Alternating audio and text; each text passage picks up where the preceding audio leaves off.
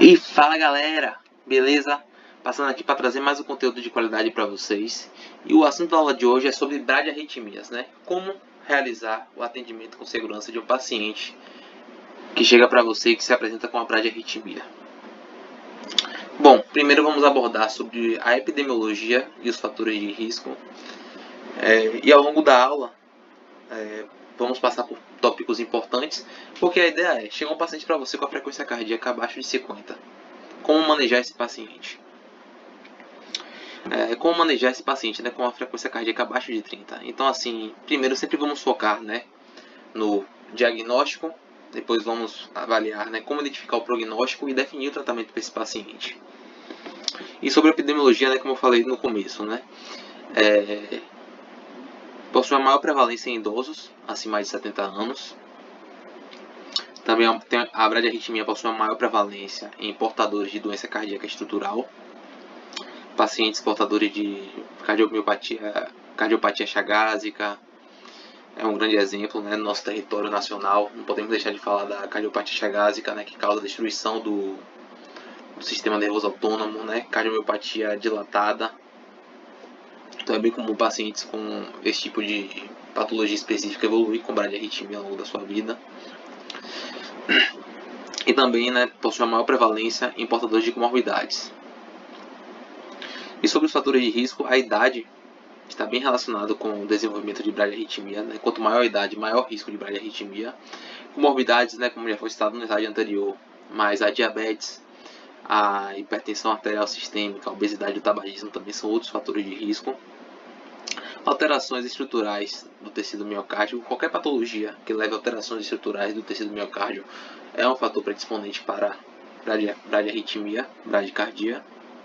Alterações autônomas, nós sabemos que o coração é inervado tanto pelo sistema nervoso simpático como pelo sistema nervoso parasimpático. Então, qualquer patologia que tenha uma degeneração, né, desse sistema nervoso autônomo vai cursar também, né, com alteração da frequência cardíaca. Distúrbios hidroeletrolíticos, né, já vimos abordando já em outras aulas, né, a importância de você saber manejar os distúrbios hidroeletrolíticos. Distúrbio do potássio, né, tanto a hipocalemia e a hipercalemia estão relacionados com arritmias e também com desfecho de PCR, sendo uma das causas reversíveis de parada cardiorrespiratória. E também o uso de medicações. Quando a gente pensa em bradiarritmia e uso de medicações, a gente pensa logo na intoxicação por beta-bloqueador, né? Isso é o básico. E o quadro clínico? Como é que o paciente ele vai se apresentar para você? Um paciente que chega com bradiarritmia é um típico paciente, né, idoso, que vai se apresentar para você com confusão mental, com episódio de síncope e com mal-estar inespecífico. Esse é o quadro clínico do paciente. Confusão mental, um episódio de síncope e mal-estar inespecífico. E aí, né, sempre devemos estar atentos, né, aos sinais de instabilidade hemodinâmica. Porque a presença ou não de um desses sinais, você classifica o paciente como um paciente instável hemodinamicamente. Em uma bradiarritmia instável hemodinamicamente, com uma bradiarritmia sem sinais de estabilidade, o tratamento muda. Então, quais são os critérios de instabilidade hemodinâmica, né? Diminuição do nível de consciência, a síncope, né, que é o desmaio, dor torácica, dispneia e hipotensão. O paciente que se apresenta para você com bradiarritmia, você vai monitorizar o paciente, né? O MOV mais exame físico, né, ABCDE, mais os exames complementares. O paciente que se apresenta para você com essa bradiarritmia, você vai monitorizar esse paciente e você nota que ele tem um desses 5 sinais de estabilidade hemodinâmica, é um paciente com bradicardia com sinais de estabilidade hemodinâmica. Então, o protocolo será 1, tratamento será 1. Você vai tratar como bradiarritmia com sinais de estabilidade. Já se esse paciente não apresentar nenhum desses sinais, é uma bradiarritmia sem sinais de estabilidade. E o tratamento nós vamos ver que é outro, certo? Então, a síncope, né? É importante a gente abordar um pouco sobre a síncope, porque síncope e bradiarritmia andam juntas. É muito comum o paciente se apresentar para você com bradiarritmia, né, mas também com síncope associado. Então a síncope corresponde, né, à perda transitória do nível de consciência e devemos sempre avaliar se é secundária ao trauma ou é uma síncope não traumática.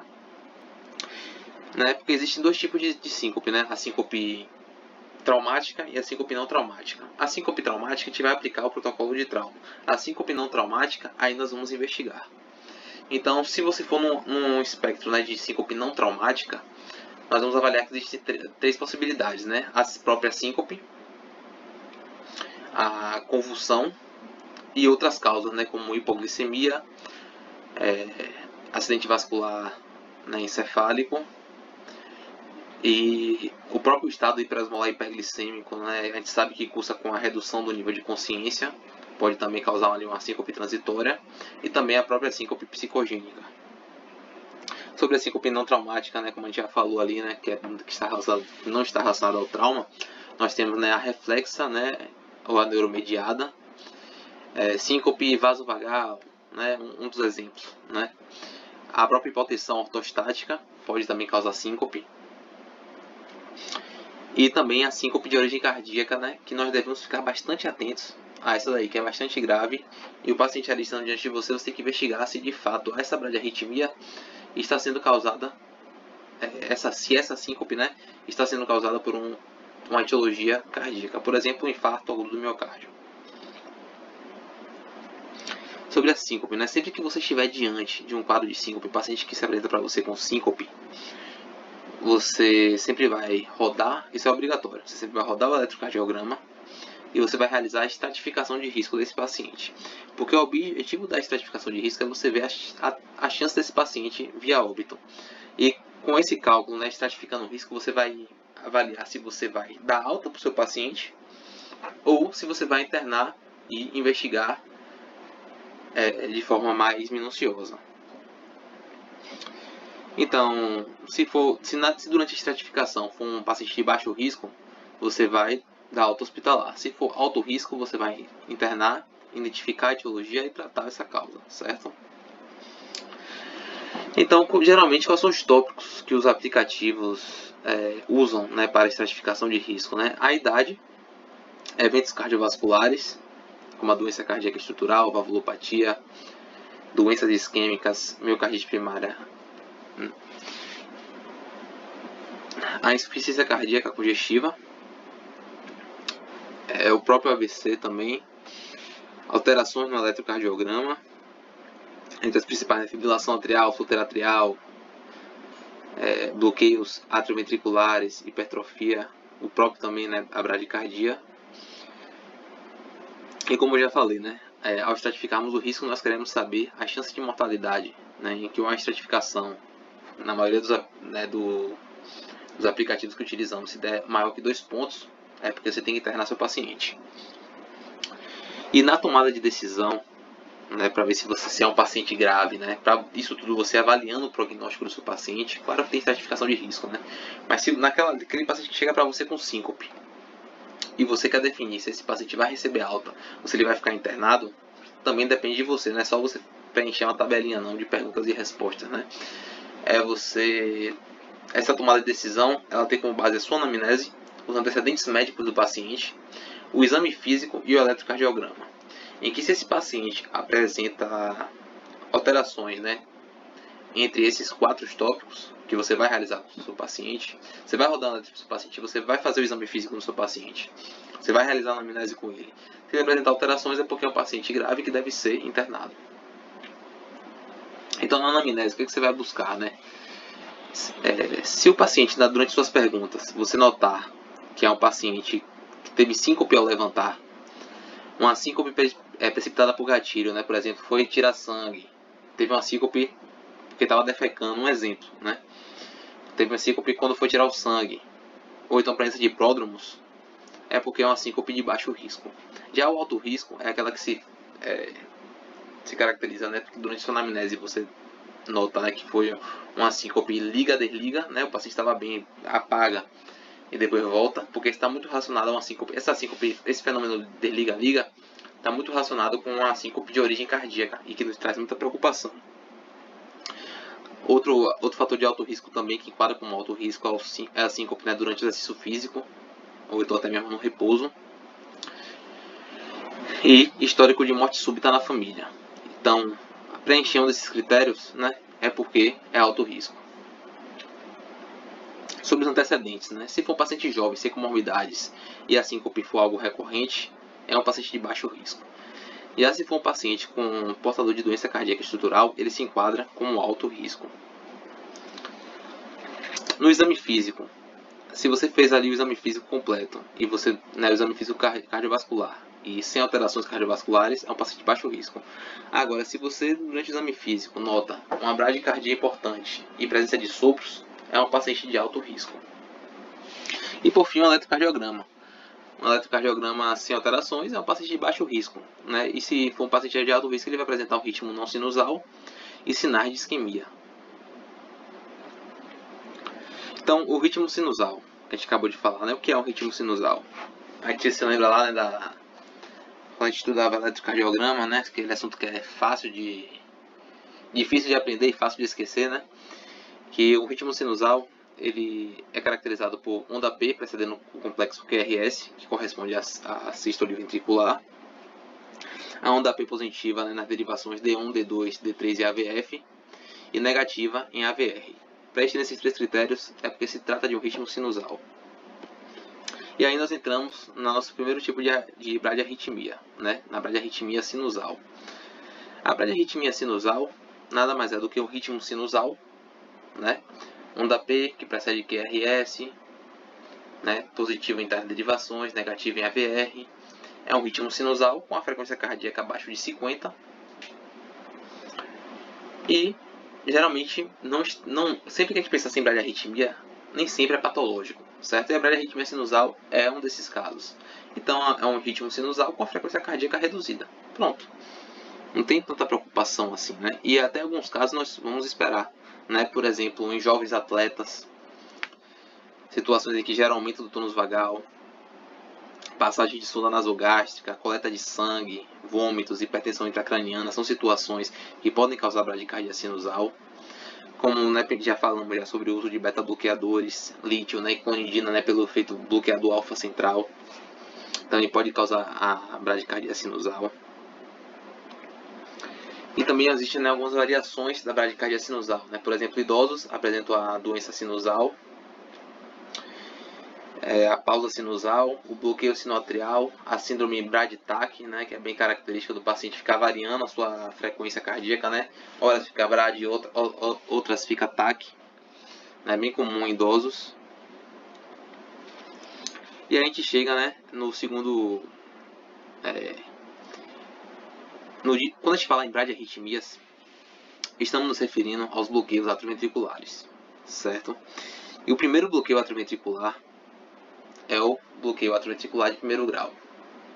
E ele é caracterizado, obviamente, pela bradiarritmia, também o ritmo sinusal, mas com intervalo PR prolongado. Então, a única diferença de uma bradiarritmia sinusal para um bloqueio atrioventricular de primeiro grau é o intervalo PR. Porque o intervalo PR no bloqueio atrioventricular de primeiro grau é um intervalo PR maior que 200 milissegundos.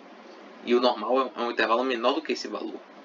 Certo? Então a gente identifica um bloqueio atrioventricular de primeiro grau só através do intervalo PR. A diferença de uma bradicardia sinusal para o intervalo PR ou para um bloqueio atrioventricular de primeiro grau está no tamanho do intervalo PR. Então você viu ali uma bradicardia, né, com ritmo sinusal e com intervalo PR prolongado. Olha, esse paciente tem um bloqueio atrioventricular de primeiro grau, como nós podemos ver na imagem. A gente chega no bloqueio atrioventricular de segundo grau, MOBITS 1. Então, como é que a gente caracteriza esse bloqueio atrioventricular? O bloqueio, você diz que o paciente tem um bloqueio atrioventricular de segundo grau, MOBITS 1, quando ele apresenta ondas P bloqueadas. O intervalo PR é progressivo. Então, assim, você vê que se você for avaliando aqui, ó, o intervalo PR, ele vai aumentando a cada contração. E aí, após esse aumento progressivo, ele tem a onda P bloqueada e depois volta para o normal. Então, o intervalo PR, que vai aumentando de forma progressiva, é um aviso para que uma onda P será bloqueada. Quando eu falar em onda P bloqueada, entenda a onda P que não persegue o QRS. E o intervalo PR antes dessa onda P bloqueada sempre será maior do que o intervalo PR após a onda P bloqueada. Certo? Então, como é que você identifica um bloqueio atrioventricular de segundo grau, MOBITS 1? onda P bloqueada, obviamente, o aumento do intervalo PR progressivo, e sempre o intervalo PR antes da onda P bloqueada sempre será maior do que o intervalo PR após a onda P bloqueada. Assim você identifica, pô, esse paciente tem um bloqueio atrioventricular Morbitz 1. Como é o bloqueio atrioventricular Morbitz 2? O intervalo PR, que antes ia aumentando aos poucos, no bloqueio de segundo grau Morbitz 2, esse intervalo PR ele é constante, ele não altera o seu valor, ele fica ali o mesmo. A diferença é que a onda P no bloqueio atrioventricular de segundo grau Morbitz 2, ela é bloqueada de forma aleatória, certo? O intervalo PR permanece constante, só que essa onda P ela é bloqueada de forma aleatória. Então, aí quando você pensar, né? Pô, o paciente apresenta um padrão que o PR ali não altera. Ele está em bradicardia, o intervalo PR não altera. Essa onda P é bloqueada de forma aleatória, então é um paciente com BAV de segundo grau, Morbitz 2. Também tem um subtipo, né, que é BAV 2:1, né? Então é um ritmo, né, em que a cada 2 ondas P, uma onda P é bloqueada. E nesse padrão não é possível você ver a progressão do intervalo PR. Então é um ritmo de bradicardia em que o paciente vai apresentar o intervalo PR também fixo, mas que a cada 2 ondas P, como vocês podem observar, tem o bloqueio de uma onda P. E a gente pode pensar, né, pô, então é um tipo de, não é BAV 2:1, é um tipo de bloqueio atrioventricular de segundo grau Morbitz 2. Só que não é nenhum BAVT de segundo grau Morbitz 2, nem Morbitz 1, certo? É BAV 2:1. A cada 2 ondas P, uma é bloqueada e o PR não altera, certo? Também temos o BAV de alto grau. Então, a cada 3 ou mais ondas P, apenas uma conduz. Você vê aí várias ondas P em sequência, né? 1, 2, 3, 4, 5. E só a sexta conduz o QRS. Né? Então você vê que esse aí é o BAV de alto grau. E por fim, o BAV de terceiro grau, né, que é o bloqueio atrioventricular total. De fato é o mais grave, né, com o pior prognóstico, em que o paciente apresenta, né, uma completa dissociação das ondas P com o complexo QRS. Então assim, a onda P, né, e o complexo QRS, ele não tem associação nenhuma, mas o intervalo PP e o intervalo RR são regulares. Então, apesar de não ter associação entre a onda P e o complexo QRS, as ondas P elas seguem a mesma sequência e o intervalo RR também, certo? E aí pronto. Quando a gente chega no tratamento das bradiarritmias, né? Pronto, o paciente está com bradiarritmia, você já identificou. Agora você tem que saber o seguinte: o segundo passo é: esse paciente tem ou não instabilidade hemodinâmica? Quais são os sinais de estabilidade hemodinâmica? Síncope, redução do nível de consciência, dispneia, angina e hipotensão, né? Redução da pressão arterial.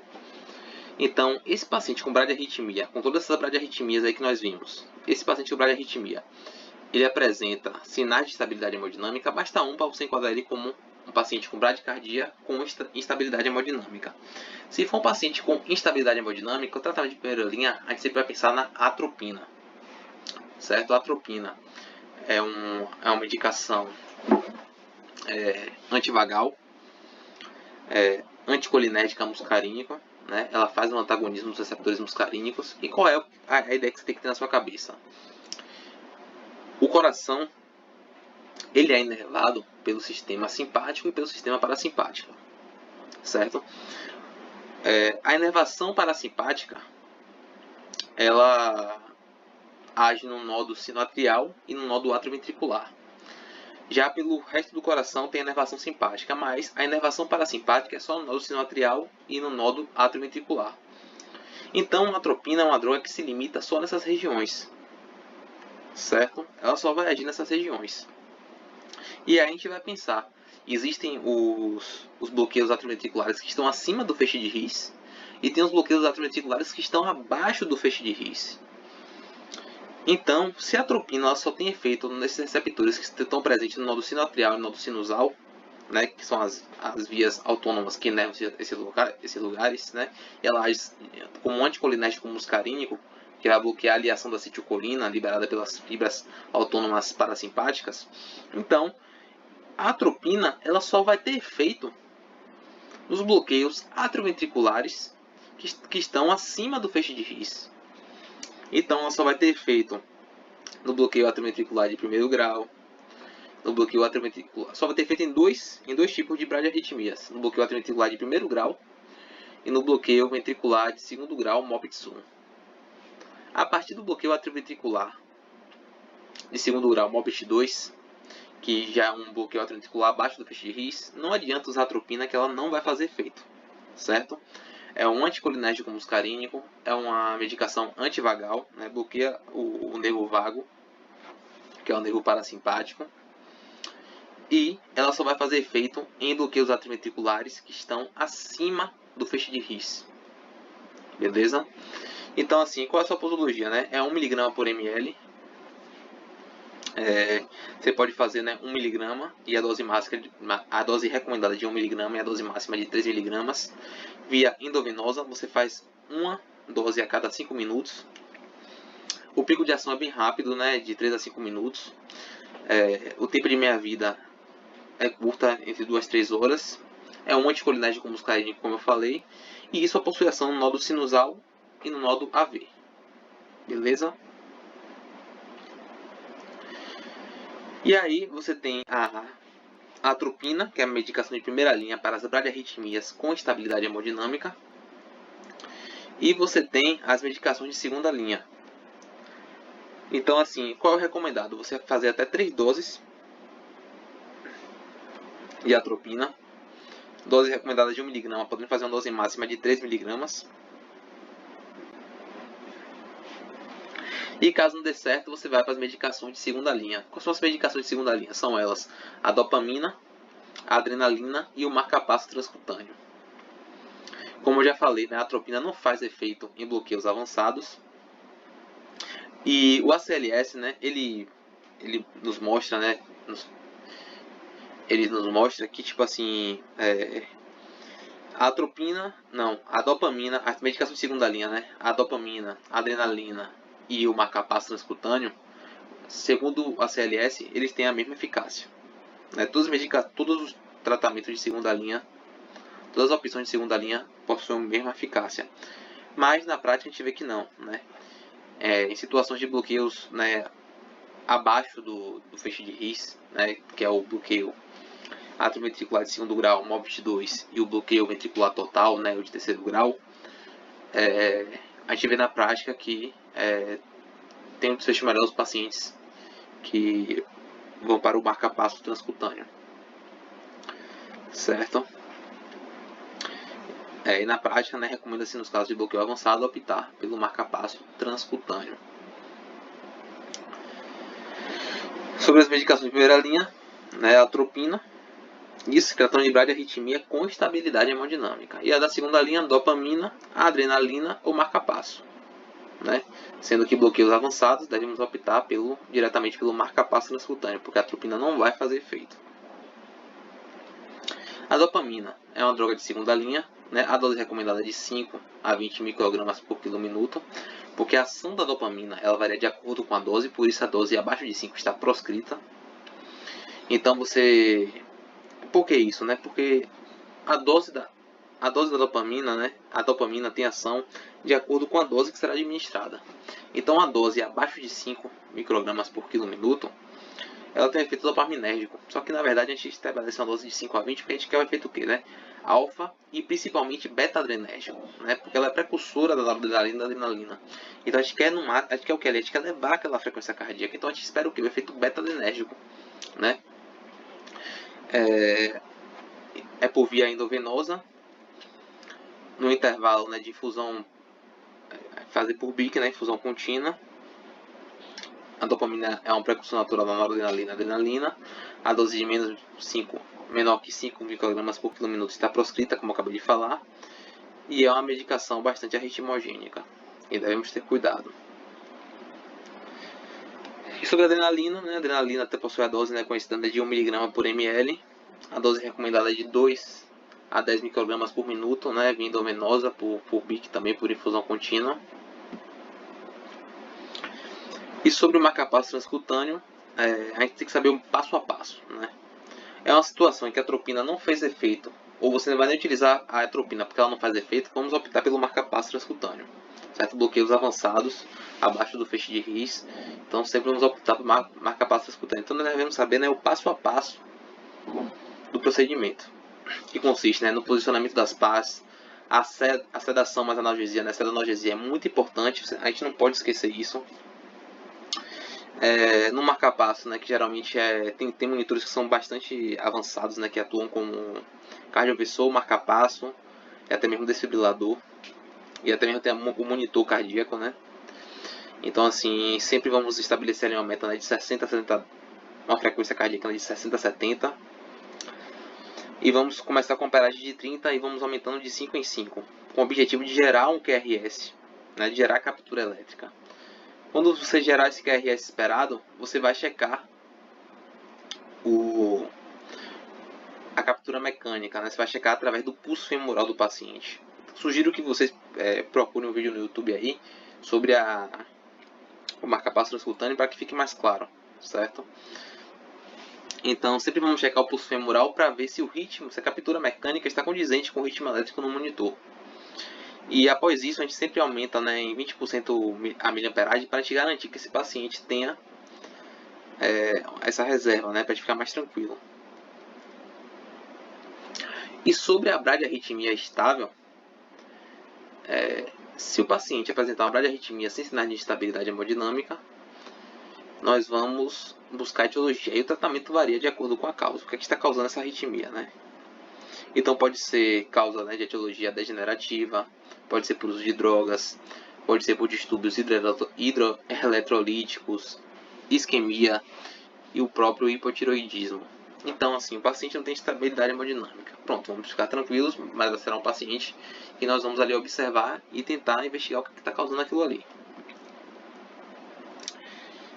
Então, né, pode ser por uma doença do nodo sinusal, que é bastante comum em idosos, uso de beta-bloqueador, bloqueador do canal de cálcio, almidarona e digoxina. Vale a pena você investigar indo atrás desse paciente, né, tá com alguma intoxicação por essas medicações, né, tomou algum comprimido a mais. Distúrbio do potássio e do cálcio também costumam causar bradiarritmia. Infarto agudo do miocárdio e parede inferior também costumam causar bradiarritmia. E crise de hipotiroidismo. O tratamento vai variar de acordo com a etiologia, como já foi citado.